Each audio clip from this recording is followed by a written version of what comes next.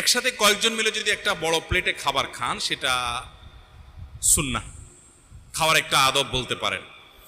এবং নবী করিম সাল্লাল্লাহু আলাইহি সাল্লাম একাধিক ব্যক্তি একসাথে খাওয়ার জন্য উৎসাহ দিয়েছেন এবং বলেছেন তাআমুল ওয়াহিদি ইয়াকফিল ইসনাইন, খাবার যেন কয়েকটা হাত একসাথে যেন খাবার খায়, তার মানে কয়েকজন মিলে যেন একসাথে খাবার খায়। এবং যখন কয়েকজন মিলে একসাথে খাবার খায় তখন একজনের খানা যদি দুজন একসাথে বসে খেতে, তাহলে সেক্ষেত্রে সেটা দুজনের জন্য যথেষ্ট হয়ে যায়। আবার দুজনের খাবার নিয়ে যদি তিনজন বসে তাহলে তিনজনের যথেষ্ট হয়ে যায়। আপনি নিজেও পরখ করে দেখতে পারেন, আল্লাহ তাআলা সেখানে বরকত দান করেন। এক, দ্বিতীয়ত ভালোবাসা সম্প্রীতি তৈরি হয়।